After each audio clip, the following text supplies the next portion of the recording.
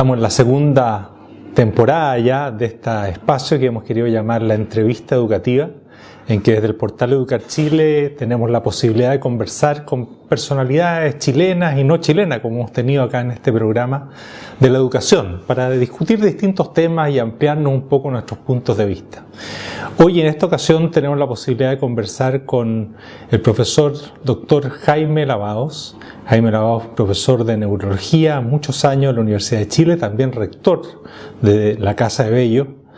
Y acaba de editar un libro muy interesante que se llama El cerebro y la educación. Y sobre eso es que vamos a conversar. ¿Cómo está, doctor? Muy bien. Y muy agradecido por esta posibilidad de difundir ideas que a mí me parecen importantes y que habitualmente el mundo educativo no tiene acceso a ellas. Entonces a mí me interesa mucho que estas ideas se difundan, porque creo que pueden mejorar los sistemas educativos al aplicárselas y seguir avanzando en estas búsquedas. Usted en su libro plantea que el cerebro humano es de alguna manera el sistema físico, dice, más complejo que ha tenido la creación. Así es. Lo ubica como el lugar que ninguna computadora ni de lejos va a llegar a ubicar. ¿Qué es el cerebro? Bueno, uno puede ver respecto a los números. El cerebro humano tiene 100.000 millones de neuronas.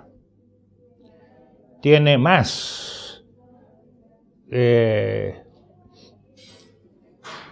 glía, que son células que están alrededor de las neuronas y que ayudan al funcionamiento de las neuronas, y deben tener unas 150.000 a 200.000 millones. Cada una de estas neuronas hace entre 5.000 y 12.000 contactos, que se llaman sinapsis.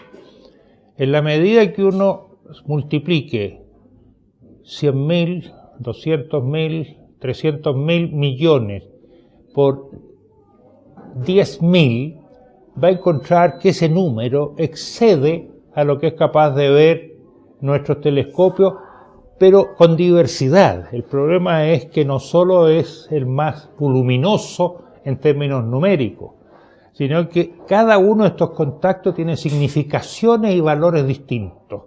Y por lo tanto, la multiplicidad de valores y significaciones que hay en estos contactos, en estas neuronas, no es comparable con el universo, porque las estrellas se dividen en cuánto: estrellas enanas, estrellas gigantes, estrellas más brillantes, son 10, 15, ponte 100 tipos de estrellas.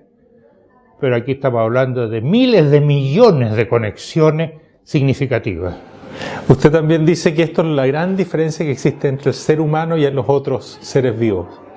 Claro, lo que pasa es que el ser humano desarrolló particularmente, cuestión de mirar a nuestros primos, los antropoides, desarrolló fundamentalmente lo que se llama las zonas prefrontales, que están aquí detrás de la frente y encima de los ojos. Si ustedes miran un mono cualquiera, esto es plano. Esta eminencia que tienen los seres humanos, aparece ahí lo que se ha llamado las funciones prefrontales. Tiene varias funciones, pero la más importante es que se llama la función ejecutiva, que también tienen los monos y los demás animales en ciernes, pero no en la calidad y volumen que tienen los humanos. La función ejecutiva uno la podría decir muy simple: el gerente general de una industria que tiene una cantidad enorme de subgerencia y de subgerentes y de trabajadores. Y este gerente general es el que en cada momento está llamando, activando o desactivando distintos grupos de manera de generar las competencias, los algoritmos, las redes neuronales que se necesitan para desarrollar una determinada función. Va a llamar la memoria que yo necesito para acordarme de cuál es el camino que debo seguir para llegar a mi casa, la memoria de la cara de mi esposa, de mi madre o de mis hijos a quien voy a ver, las reglas del tránsito, la potencia del automóvil en que voy, el hecho de que no puedo tomarme un trago porque no puedo encontrarme la alcoholemia alta, y usted puede multiplicar 10.000 cosas que tiene que tener presente para desarrollar cualquier conducta. Ese tener presente para desarrollar las conductas, además de que tiene que mover las manos, mover los pies, conducir el automóvil, ¿no es cierto? Es lo que hace la función ejecutiva, que siempre se mueve respecto a un propósito que tiene metas, submetas más lejanas y más cercanas. Interesante, porque siempre cuando se habla en general del cerebro se trata de hablar de una función localizada que estaría en un lugar, la del lenguaje y todo lo demás. Usted lo que nos ilumina es decir, no, lo más importante del cerebro es esta capacidad de hacerse cargo de este conjunto de actividad cerebral. Eso. Y hay una función ejecutiva que es la que al final hace la diferencia que tenemos nosotros y no tienen los otros seres vivos. Ahora, hay pareciera también mucho mito respecto de esto de que hay lugares específicos en los cuales se desarrolla el lenguaje o la motricidad o no. Yo creo que el lenguaje es uno de los ejemplos que uno puede tomar más a la mano, porque no hay quien no conozca el lenguaje, todos hablan y entienden lo que se hablan, y los profesores que vean esto tienen estudiantes a quienes les hablan y de quienes reciben lenguaje. El lenguaje tiene una serie de circuitos que son distribuidos. Tiene primero los circuitos de entrada, la cóclea, el sistema auditivo cortical, porque no es lo mismo escuchar el rajido de un papel que escuchar una voz humana. Se procesan diferentemente, así que hay dos sistemas de procesamiento dependiendo del tipo de sonido que son distintos. Después hay un sistema que tiene que procesar la gramática. ¿Qué quiere decir lo que el otro me dijo gramaticalmente? Pero para entender lo que me dijo gramaticalmente, yo necesito saber cuál es es decir, conocer la sintaxis, necesito saber cuál es la semántica, qué significan las palabras que pronunció, porque es distinto decir, como siempre se dice, ¿no es cierto? Los periodistas lo usan mucho eso, el perro mordió al hombre, que el hombre mordió al perro, tiene la misma palabra pero distinta sintaxis. Pero también puedo decir el orangután mordió a la tortuga y eso es más raro. Entonces, ahora, después a la salida también hay una cosa igual. Pero además, ¿cómo se junta este lenguaje que tiene todo un circuitos varios de entradas y circuito de salida para hablar? ¿Cómo se junta ese lenguaje con el pensamiento? Porque usted expresa pensamiento, expresa emociones, expresa deseo, expresa creencia en el lenguaje. Eso significa conexiones que no son del propio lenguaje, sino que en otras regiones del cerebro donde se procesan ideas, creencias, deseo, etc. Entonces el lenguaje, la verdad es que ocupa en mayor o menor intensidad prácticamente toda la corteza y la subcorteza cerebral. Y es además una función, como usted dice, distribuida. Exactamente, lo que se llaman sistemas complejos distribuidos. A veces la educación llega tarde. No estoy diciendo que sea su caso, pero a veces nos llega tarde y nos cuesta aprender algunas cosas. A veces llega muy temprano también. En el sentido que algún tipo de educación. Claro. ¿Por qué no profundizamos en eso? ¿Cuáles son el cerebro? ¿Qué es lo que permite o no permite? ¿Cuál es en su evolución durante la vida humana? ¿Cuáles son las etapas más importantes? ¿Se va perdiendo? ¿Siempre se tiene plasticidad o se va perdiendo? Sí. No, siempre hay, pero la calidad de la plasticidad de un recién nacido o de una persona de 7 o 8 años respecto a una persona de 70 es enteramente distinta. Hay la posibilidad de modificar redes neuronales a lo que se llama plasticidad según el uso, pero son enteramente distintas la calidad y velocidad de esas modificaciones. No, lo que pasa es bastante simple. Por razón evolutiva, el ser humano, antes que nada, para ser ser humano, se puso de pie. Ahora se sabe muy bien que antes que le creciera el cerebro y le pasara ninguna otra cosa, ser bípedo fue el primer cambio evolutivo en los prehomínidos. El primero. Pero ponerse de pie, que le liberó las manos, y con el trabajo de las manos se activó el cerebro, le significó un problema. Activado el cerebro, creció el cerebro, pero también se estrechó las regiones de la procreación de la mujer. Es más estrecha las regiones sexuales femeninas para dar a luz. Y por lo tanto, la evolución privilegió cerebros no tan grandes, pero muy inmaduros al nacer. Y eso hace que el ser humano, el producto humano, sea el niño más desvalido de toda la creación. No hay ningún ser, producto de ninguna pareja de mamíferos, de aves, de reptiles, de lo que sea más desvalido que un niño humano recién nacido. No hay. Y que dure más tiempo su dependencia. Ahora, eso hizo que, siendo tan desvalido el ser humano, tenía necesidad de, por decir así, concitar la atención del ambiente al que llegaba. Y hay una serie de trucos biológicos para concitar la atención del ambiente al que llegaba. Los trucos son varios. Primero, una aparición de muy altos niveles de oxitocina en la madre y el niño, con gran apego de la pareja madre-niño. Segundo, las distinciones emocionales que puede hacer el niño, que cuando está molesto llora y cuando está agradado sonríe, no puede hacer más. Pero la madre cuidadosa sabe que cuando está llorando tiene que ver si hay que cambiarlo, si está con flato, si tiene hambre, si tiene frío, si está con fiebre, etcétera, ¿no? Ahora, este mundo, entonces el niño empieza a construir un mundo en base a distinciones emocionales. Ese mundo entonces genera una memoria emocional que es muy anterior a la memoria cognitiva. Piense cualquiera de los que están mirando este programa, ¿desde cuándo se acuerda en realidad de lo que le pasó siendo niño? No antes de los 3 años. Efecto, la memoria declarativa, autobiográfica, no madura, sino que alrededor de los 3 años. Pero la memoria emocional de la atención que recibió o no recibió el niño es de partida. ¿Y por qué uno diría es esta discrepancia entre maduración emocional, maduración cognitiva?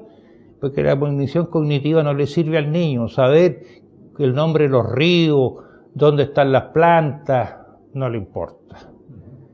Pero la maduración emocional es lo que hace que el niño, tan inerme, tan desvalido, tenga la atención del ambiente. Pero por esta atención, él tiene que incorporarse a la cultura, a las costumbres, a los usos, a las valoraciones de las cosas que hacen aquellos que son su familia y lo reciben.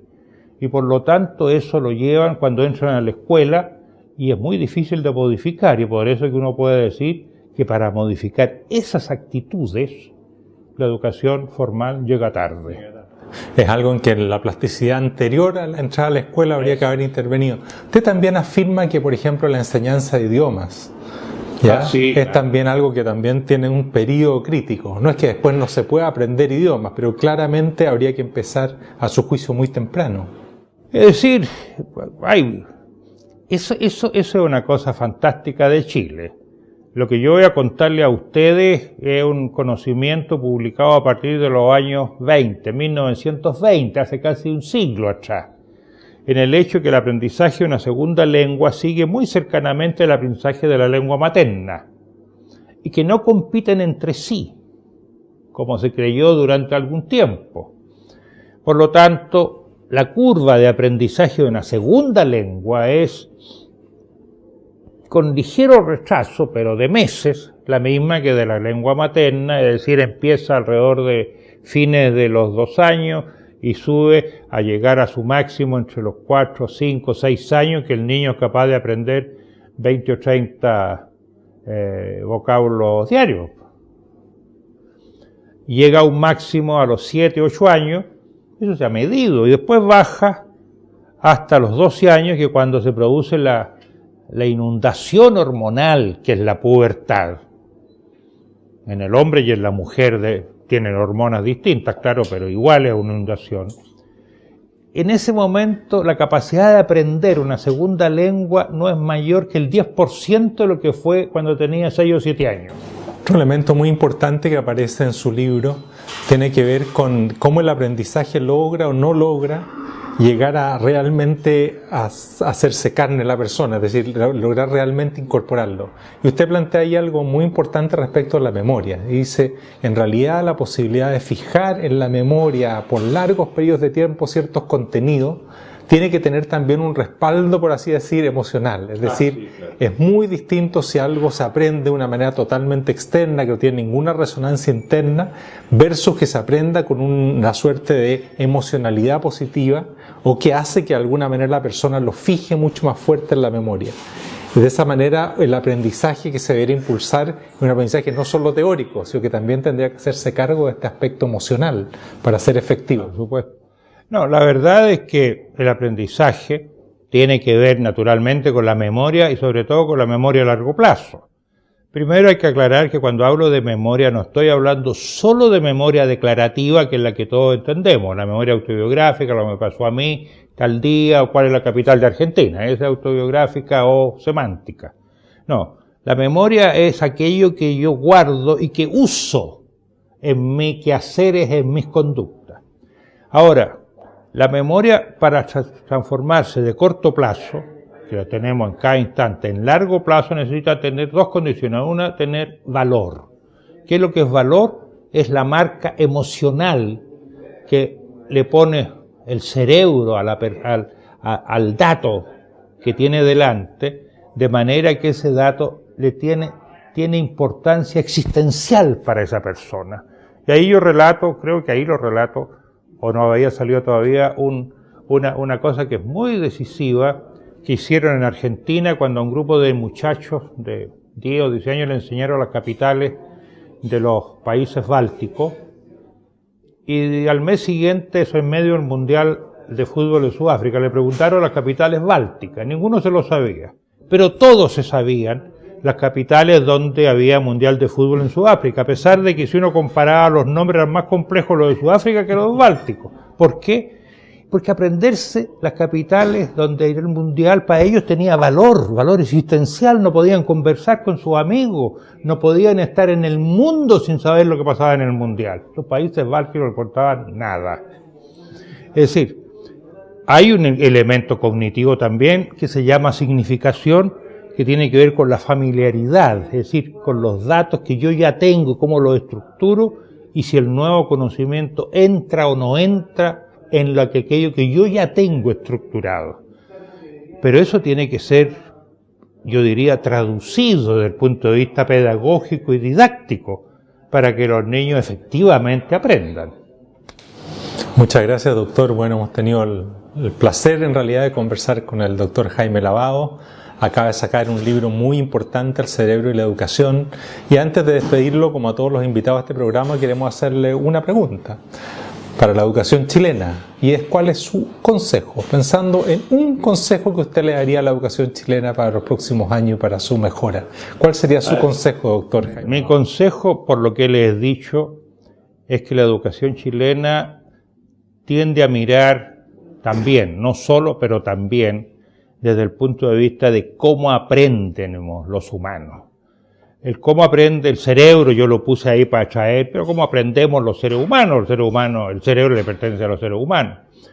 Por lo siguiente, porque las estrategias docentes que uno siga, los planes que siga, tiene que ver con cómo aprende el cerebro, como acabamos de ver. La enseñanza de una segunda lengua en Chile se hacía a partir de los 12 años, cuando la capacidad había bajado al 10%. Enseñar matemáticas antes de los 2 años puede no servir para nada porque las capacidades matemáticas son posteriores. En fin, hay una enorme cantidad de factores que hay que tener presentes en la educación y que dependen del modo de la tarea que todos tenemos de aprender. Agradecemos mucho su presencia y los invitamos a todos para que sigan viendo esta serie. Recuerden que aquí tenemos una serie larga de entrevistas en la entrevista educativa que ustedes las pueden buscar permanentemente en el portal Educar Chile.